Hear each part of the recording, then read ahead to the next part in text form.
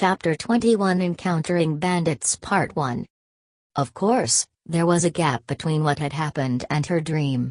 Anyway, it was hero saving beauty, so she needed to know him more.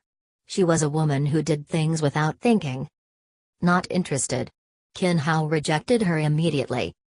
You are not interested in the invitation offered by a beauty like me. Yang Yang roared in anger, but soon realized that she had lost her composure.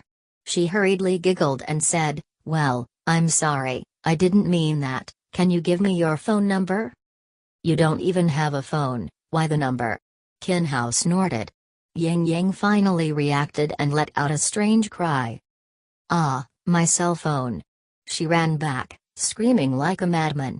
Just now, her phone was through and kicked by a bludger.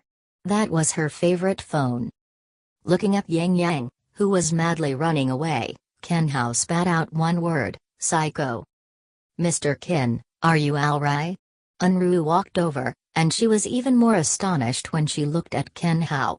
If not she had personally witnessed this, she couldn't believe that such a young man not only had outstanding medical skills, but was also skilled in martial arts and ruthless.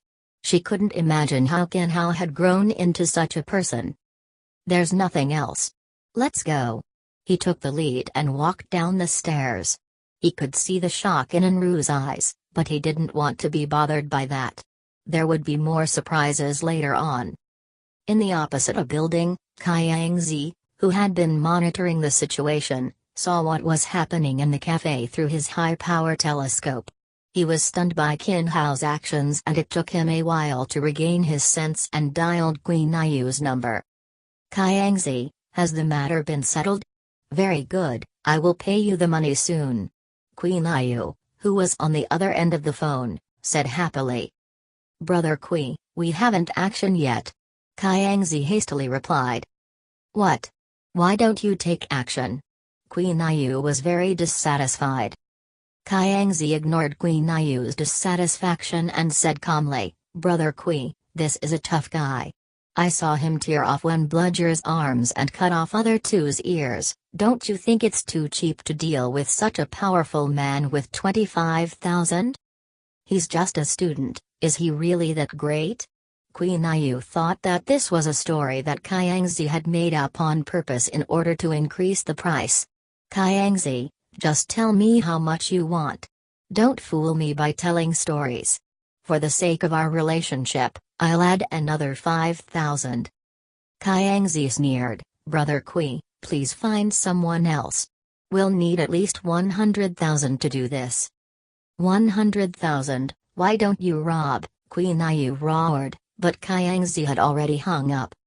"Brother Qiang, why do we give up this biz?"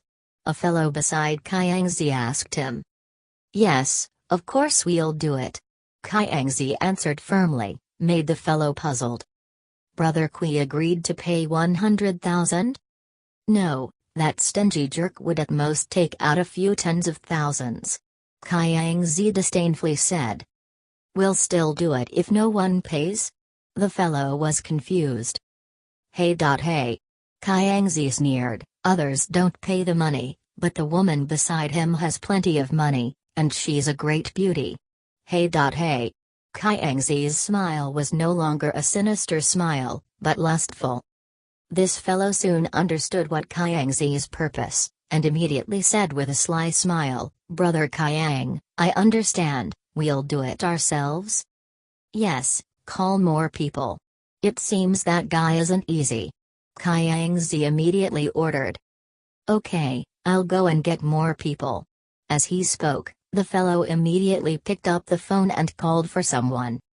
At downstairs of the coffee shop, Qin Hao and Enru got into a car sent by Liao, Enru's secretary.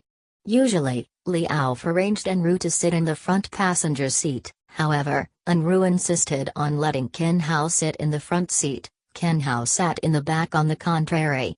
Ladies first, he was not so stingy as to fight with Lady for the seat. Since Qin Hao sat on the back seat, Enru refused to sit at the front. She sat at the back with Qin Hao. Liao had no choice but to sit at the front.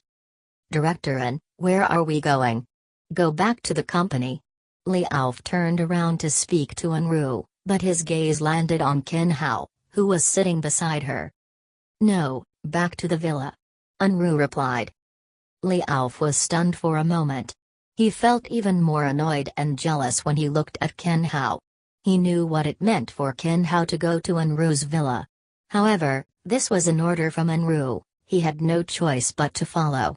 He instructed the driver to go in the direction to the villa. "Zhou Liao, let's take the shortcut," Enru added.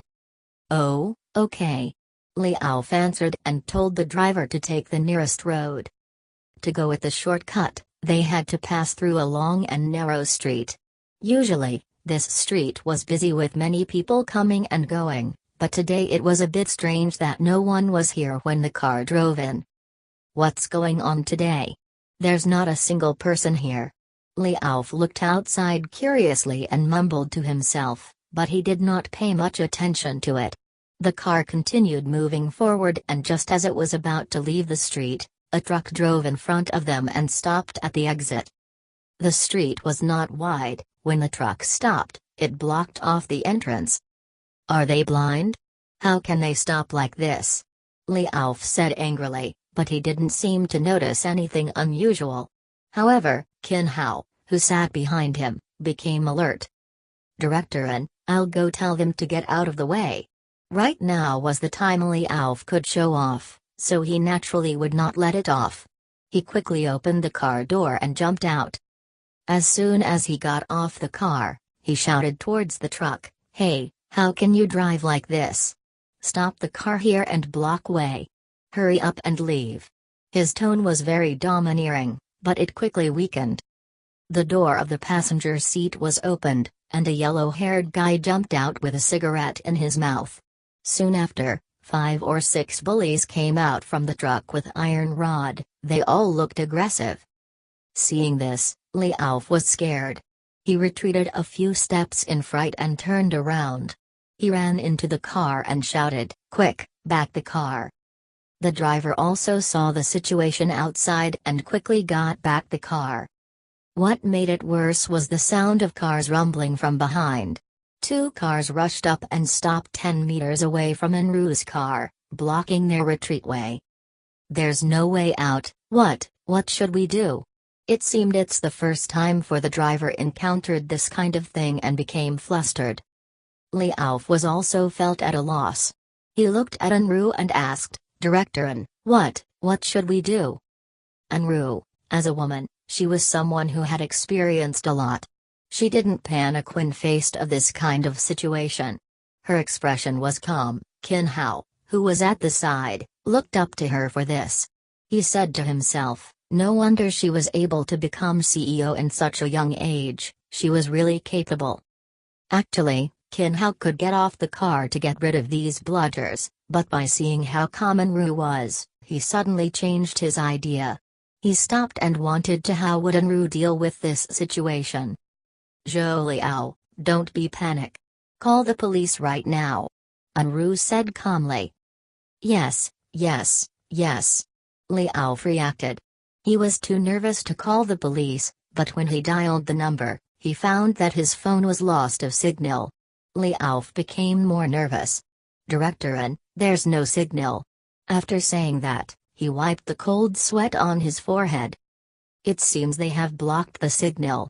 Enru immediately understood what was going on and a trace of seriousness appeared on her face. This group of people had come in good preparation.